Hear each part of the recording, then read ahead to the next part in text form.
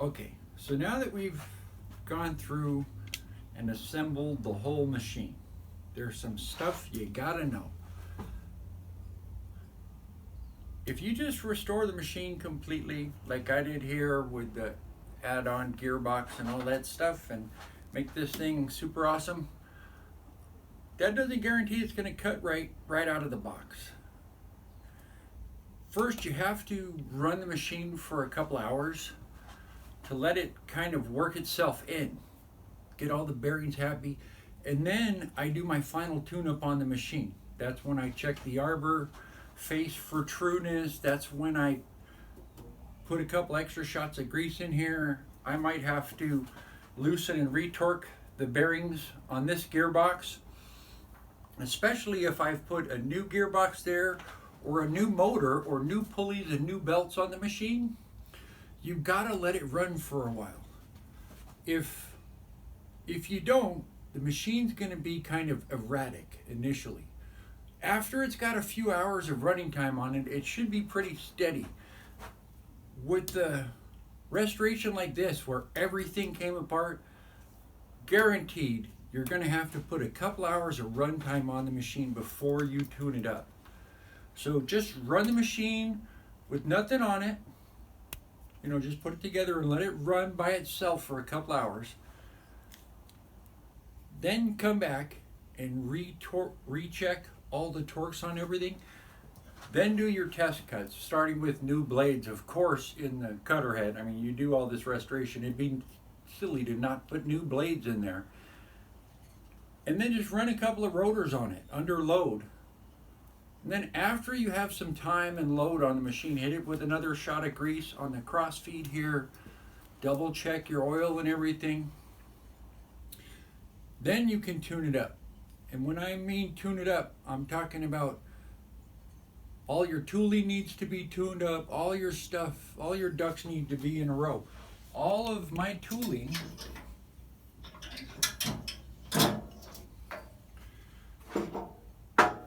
got cleaned internally so that it fit properly on the shaft. This face got cleaned and made to flat, and then this face got cut.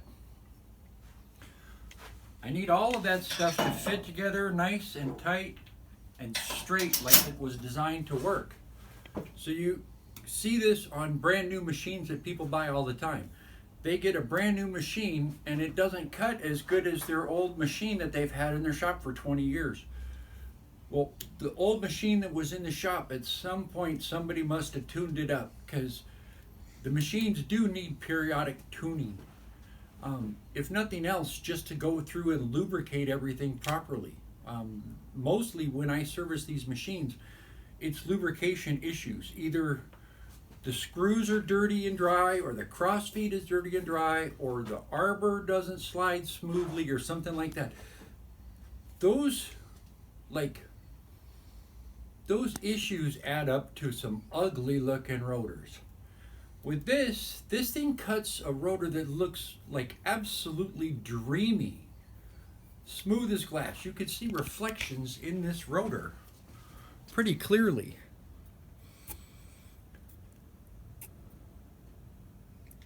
That's a beautiful looking rotor.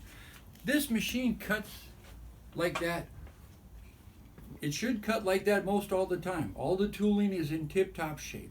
It's all really well thought out tooling. My first cup here is a steel cup, which is true and flat. When I bolt a rotor to this and I use an aluminum cup on the outside, that rotor really doesn't want to chatter, because the combination of a nice heavy steel cup on the inside and a nice soft aluminum cup on the outside makes for a really, really stable vibration or chatter resistant mount. When people have issues with chattering, there's a whole lot of things that could be contributing factors to it.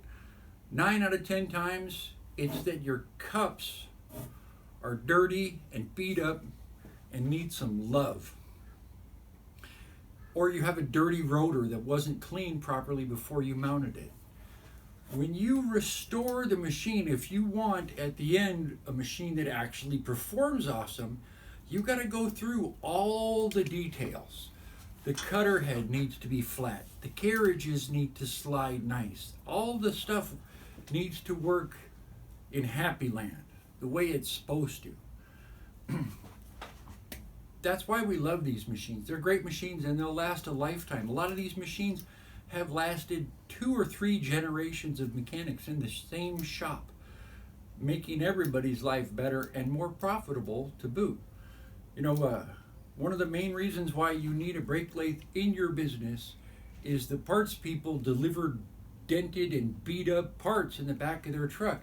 The whole reason they hired that kid in the first place was he drove like a nut to get parts to you fast. Well, in a perfect world, that would happen without him damaging the parts. But in reality, parts get beat up in transit all the time. If you waited 2 days to get a stupid brake drum or a brake rotor for a car and it got beat up in transit, you're kind of screwed. Unless you have one of these machines, in which case you just cut the rotor to perfectly true again and slap it on the car before anybody has a chance to use it for a doorstop or anything. So anyway, we've gone through this entire machine, inside and out, up, down, and sideways. There is not an orifice on this machine that has not been fully probed. Every bit of it. At the end, we still had to tune this thing up and dial it in perfectly. Now that it is, it should stay perfect for quite a long time, just needing routine maintenance. There's still a lifetime or 2 worth of service life left in this good old machine.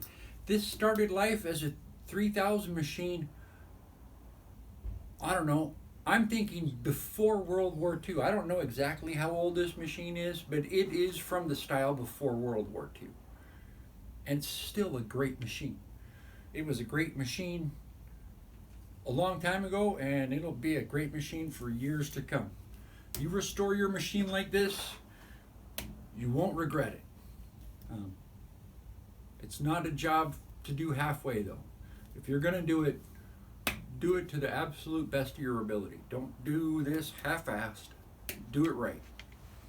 Anyway, hope you all enjoyed the video.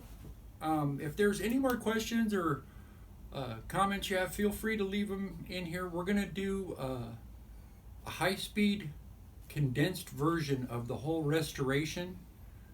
We're going to have one video that shows the whole thing in hyper-fast speed, and it'll have segments in there time-stamped so that you can link to the section of the video that you want to see in more detail. Because altogether, we probably have 40 hours of video on this restoration.